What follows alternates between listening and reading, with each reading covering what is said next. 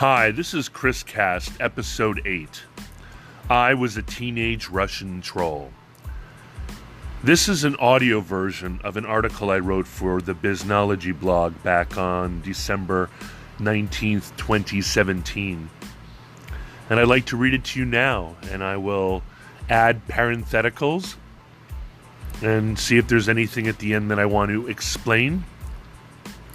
And then feel free to listen and call in, leave voicemails, make comments, etc.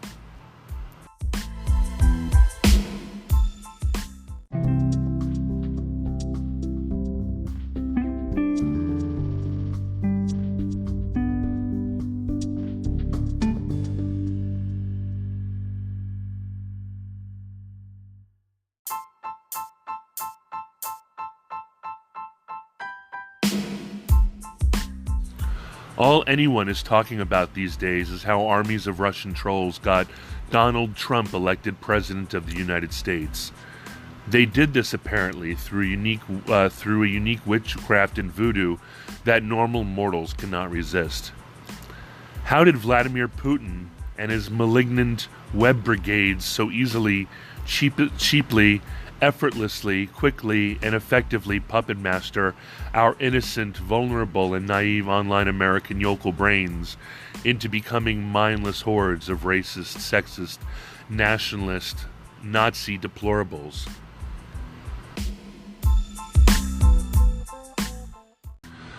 Russia isn't the only country that's leveraging highly trained covert operatives with bomb-proof non-disclosure agreements to sneak around online in deep cover, pretending to be other people, genders, ages, and emulating the interests, hungers, passions, fears, dreams, and goals of online communities that could really benefit the agendas of their clients.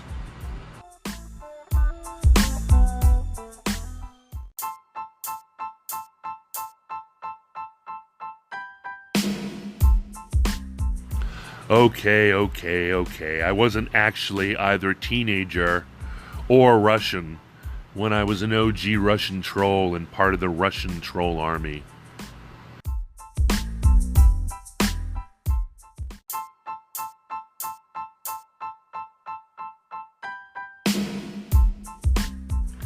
In my early and mid-30s, I worked for New Media Strategies, known as NMS. I sat in an open-plan room occupying a former newsroom, spending all my days in Roslyn, Northern Virginia, right outside of D.C., undercover, marketing on behalf of Sci-Fi Channel, now Sci-Fi, Buena Vista, now Disney, TomTom, Paramount Pictures, Coca-Cola, McDonald's, Disney, Reebok, EA, RCA, and NBC, and that was just me, from 2002 to 2006. If you hired NMS, you hired the best. Everyone was smart, capable, savvy, clever, so discreet, and had world-class situational awareness and communication skills. And they followed orders.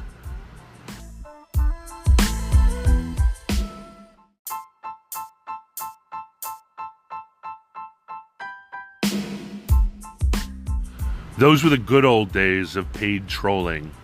I was part of a super discreet, amazingly effective, super covert mercenary troll army that lived and worked out of 2 floors of Roslyn Twin Tower 2 in Arlington, Virginia, the United States, called New Media Strategies. While I was employee 13, NMS topped out somewhere north of 120 employees, all of whom were exhaustively trained to promote and protect brands, companies, media networks, movies, shows, series, games, politicians, sports teams, political issues, and anything else that would plausibly be helped by a crack team of millennials and digital natives who are trained with such rigor and held to such standards of discretion and secrecy that it actually felt like I was going through some sort of social media marketing boot camp held by the FBI Training Academy in Quantico.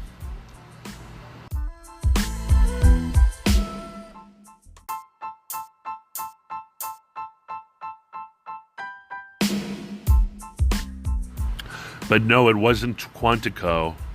However, the training was extensive, expensive, and lasted months. I am certain that the reason why NMS was born in Washington, D.C. to Pete Snyder was because D.C. is the only city where secret keeping and to the deathbed discretion is in our DNA.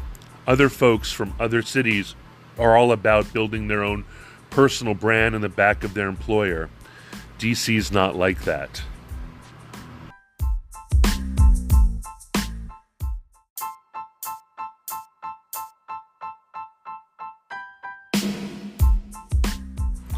What we did was called word-of-mouth marketing. We fed exclusive info from our clients and back-channeled them into conversations that were already happening. We spent all day, every day, becoming essential parts of these online communities. I was routinely offered administrative and moderator rights.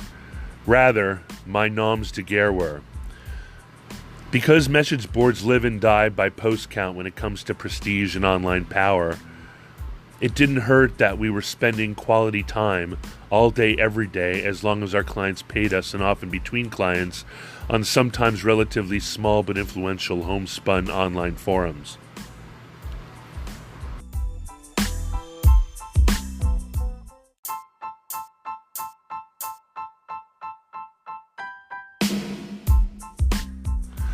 There were times when we couldn't get conversations started, that we would all pile into the conversation we needed happening for an upcoming report, and we would chat with each other. Each time we posted anonymously on a message board, it was called a cyber strike, or a strike for short. 80% of all cyber strikes were done in order to build trust in the community.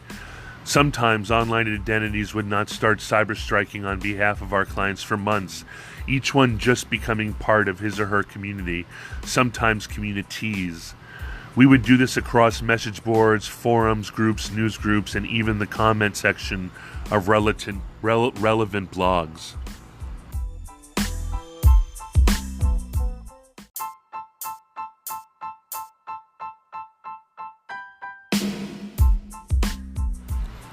I left during the summer of 2006 to join Edelman's elite digital public affairs team here in Washington, D.C., so I never got to see what happened in a Facebook and then Twitter world, but I'm pretty sure we didn't invest our time at all on Friendster or MySpace.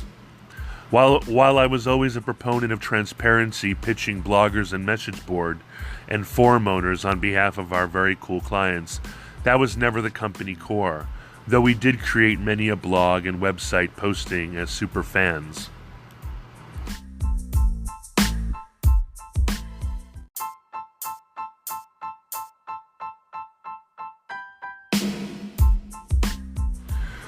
It was a secure culture. At first, we were just super careful. Getting burnt was not an option. Later, we implemented a hardware-based IP address anonymizing tool, Anonymizer. It was an anonymizer appliance a black box that lived in our server room. I think we also tried proxy servers to allow us to cyberstrike from all corners of the world, which in many ways is what the anonymizer appliance did. No matter how much we ended up leaning on spy tech gear, it was more about faultlessly maintaining cover without making a mistake that would not only burn you, but burn 3 to 24 months of cultivation, and would then probably burn other false names, other resources, and then probably burn back to our clients and even ourselves, new media strategy, which would, torch our reputation as a company.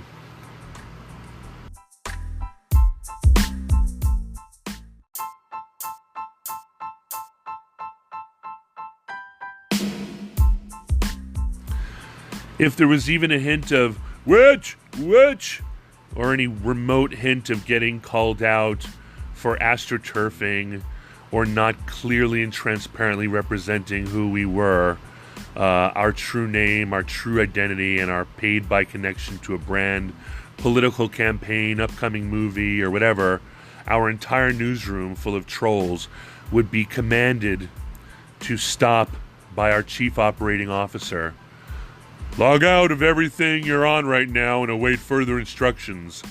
Everybody would put their pencils down, put their hands down, and everything would stop on a dime.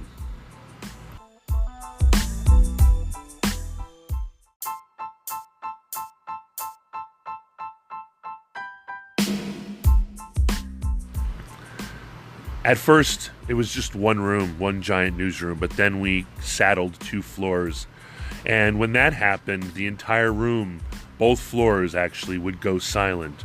Brand managers would meet with the C-suite, and a very cautious step-by-step plan would be quickly but completely developed before anyone was allowed anywhere near the site of the possible crime, including all other false-name cyber-striking characters that had, at any point, come in contact.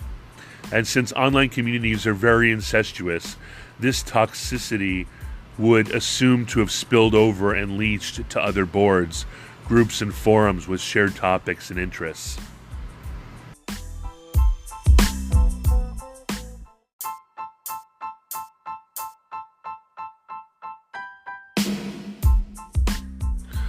I don't remember us necessarily making up memes, but we did have several amazing graphic designers, so that's plausible. I mean, parenthetically, I did some cool graphic stuff for TomTom, and we had video capabilities, we had video editing capabilities, we had graphic designers, we had audio and podcasting capabilities, and I put together the first podcasting studio, which is cool. I do know that we would also plant counter news, counter ads, and we'd totally stoke people up whenever their nosiness could either push our client's agenda forward or hold our client's adversary's agenda back. So, I mean, we would, I guess, it's the equivalent of misinfo and disinfo, counterintelligence, counter-information, counter-messaging. Pretty powerful stuff. Anything to create deniability or to do what they're talking about Russian trolls doing now, which is to make people not sure what the truth is, to kind of chaff and flare, garbage up, dirt up, dust up, mud up, murky up the actual truth.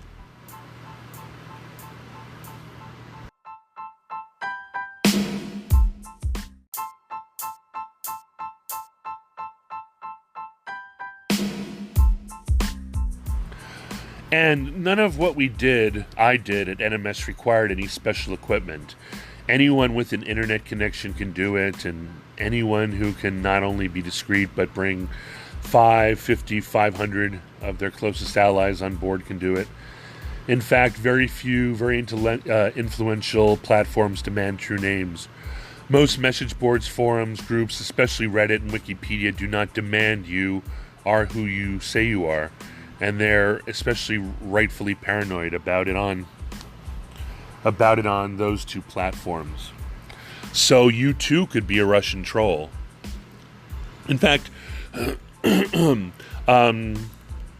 unless you're all in a room together, you don't really need proxy servers or IP anonymizers. And doing something as simple as having several really cheap Chromebooks or cheap laptops, and going from coffee shop to coffee shop all day long is enough to make plausible, to make the IP address change and all that kind of due diligence stuff plausibly deniable. Really, the tech is less important than just being discreet and smart and slow and careful. And, not looking or sounding or feeling like a narc. You know what they say, right? If you wear a cheap suit and drive a Crown Vic, you're probably a cop.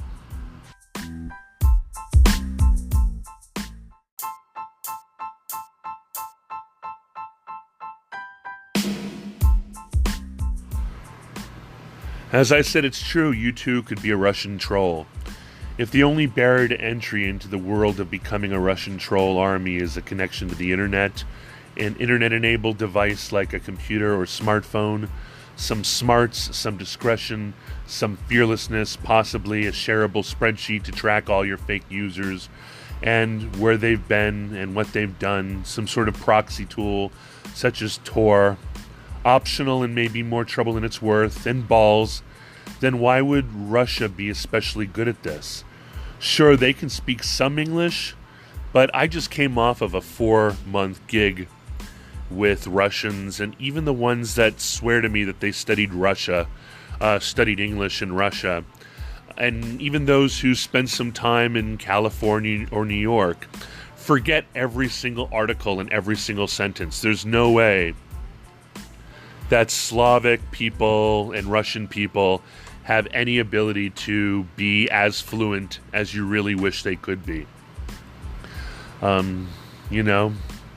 Sure, Russians can speak a lot of English, but even native English speakers catch crap for making grammar mistakes.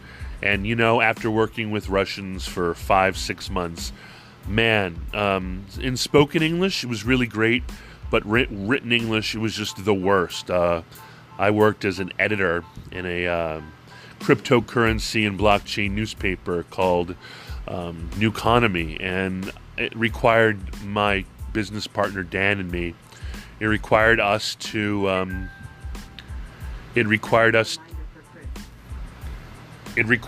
do a lot of editing, I'll tell you. Love those guys though. Amazing content, amazing innovators, but their English isn't as good as they think it is, especially written.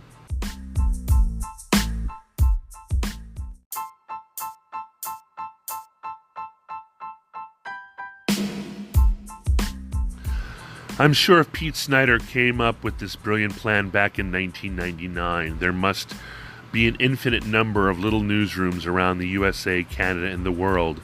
Some persistent and possibly part of the State Department, Homeland Security, the FBI, the CIA, the NSA, as well as some ad hoc based on a passing need or an upcoming election. Though I must hand it to Peter Snyder for coming up with marketing strategies and tactics that compelled me to ditch a decade of high-level technology for a junior gig at NMS. It's not rocket science, and I am sure versions of it are being played out discreetly, elegantly, and effectively right now, no matter how publicly against it WOMA professes to be.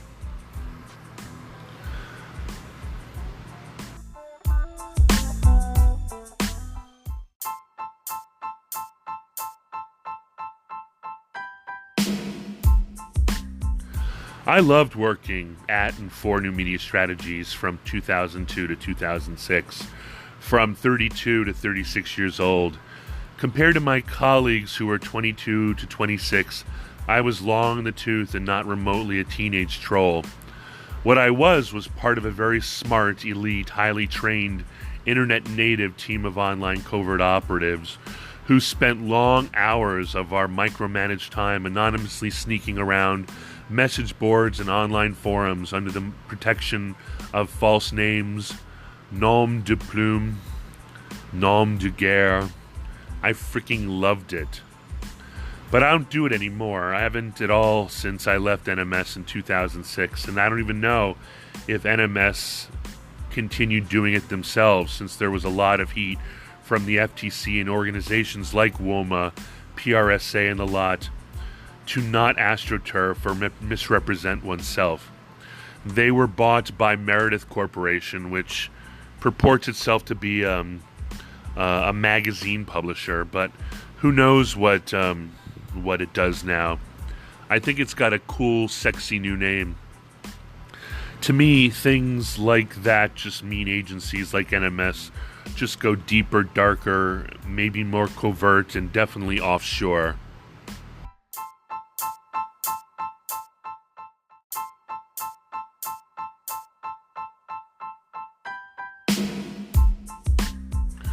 All I know is spying is here for good. There's too much money to be made in spycraft, both in online analysis and also in online field operations, to ever actually stop take off the mask, reveal the true nature of one's agenda and intent. Keep calm and carry on isn't effective in the game of hearts and minds war. And since I am not even remotely in that world anymore, all my company does is pitch online influencers with brand information and products, and expect that a good number of them will come back with interest and be good and willing to share and review. I don't know what the current landscape is. I only know it does work as well as everyone is saying with the Russian troll armies. My point with this post is to suggest that the Russians aren't remotely alone. I might even add that 80% plus of what is being blamed on these Russian troll armies could very well be anyone. Private PR and public affairs agencies, Hill and Knowlton, Edelman, Ogilvy, communications companies, government contractors, the military, the intelligence community, the State Department, the RNC, the DNC, PACs, super PACs, NGOs, foundations, clubs, or even the pure unrestrained hubris of multimillionaires and billionaires. I'm talking at you, Soros, Koch, Murdoch. Oh my. So I say again, 12 plus colleagues and I are teenage Russian troll OGs, original gangsters. We might have been the first, but we're certainly not the last.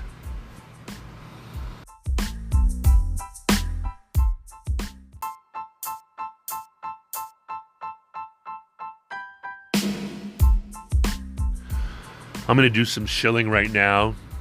If you like what I said, think you'd want to hire a savvy cat like me, feel free to own the yacht, but hire a crew if you're not yet seaworthy.